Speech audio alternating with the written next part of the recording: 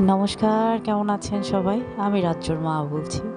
আজকে সোমবার ২০২৬ সালের ১০ই আগস্ট। আজকে মনটা বেশ ভারী আনন্দে আছে। কারণ আজকে আমার বিবাহবার্ষিকী। পাশাপাশি আমাদের আজকে সিদ্ধান্ত হলো যে আজকে আমরা চন্দ্রনাথ পাহাড়ে যাব। সকাল ৫:৩০টায় বেরিয়ে পড়লাম বাড়ি থেকে। অনেক দিন ধরে যাব করে চন্দ্রনাথ মন্দিরটা দর্শন করা হলোই না।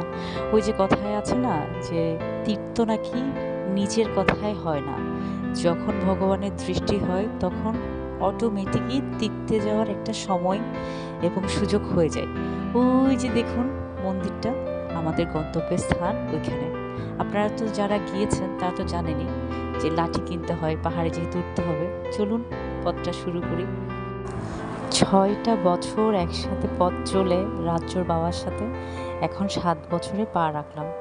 রাজ্যকে কোলে নিয়ে টুকটুক করে হাঁটা শুরু করলাম এবং অনেকেই বলছে যে রাজ্যকে নিয়ে কিভাবে এত উঁচু পাহাড় উঠবে। আমি বললাম আমি তো উঠার কেউ নই, আমাকে উঠাবেন মহাদেব। যেই কথা সে কাজ, আসলেই মহাদেব উঠিয়েছেন। আমার পক্ষে রাজ্যকে নিয়ে এত দূর ওঠা সম্ভব না, রাজ্যর বাবার পক্ষেও সম্ভব না। স্বয়ং মহাদেবের কৃপা না হলে আমরা ওই দিন রাজ্যকে নিয়ে উঠতেই পারতাম না। চলুন তাহলে উঠি।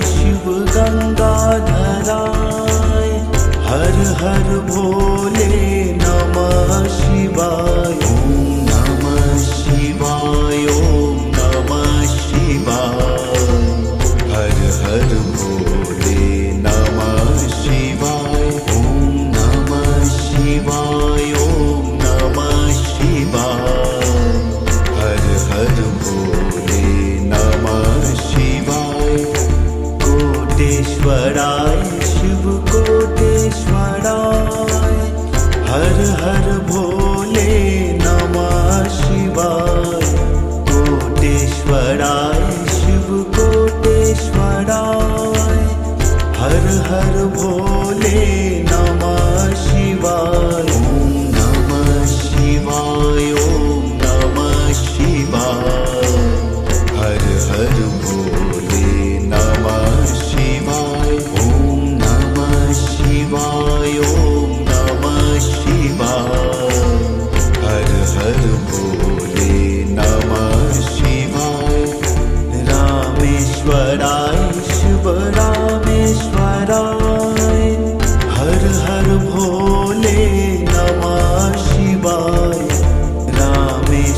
रामेश्वराय शिव रामेश्वराय हर हर भोले नमः शिवाय ओम नमः शिवाय ओम नमः शिवाय हर हर भोले नमः शिवाय ओम नमः शिवाय ओम नमः शिवाय हर हर भोले नमः शिवाय सोमेश्वराय शिव सोमेश्वराय हर हर भोले नमः शिवाय सोमेश्वराय शिव सोमेश्वराय हर हर भोले नमः शिवाय ओम नमः शिवाय ओम नमः शिवाय हर हर भोले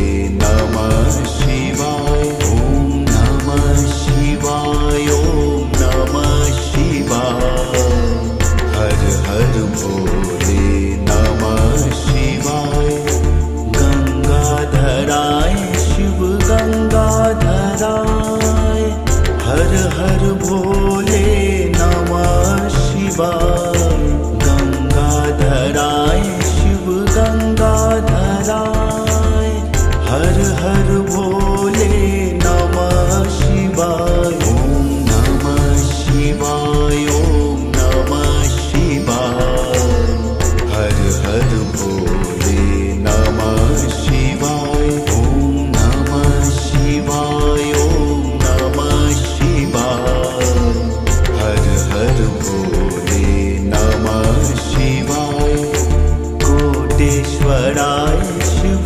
कोटेश्वराय हर हर भोले नमः शिवाय कोटेश्वराय शिव कोटेश्वराय हर हर भोले नमः शिवाय ओम नमः शिवाय ओम नमः शिवाय हर हर भोले नमः शिवाय ओम नमः शिवाय ओम नमः शिवाय हर हर भोले नमः शिवाय रामेश्वराय शिव रामेश्वराय हर हर भोले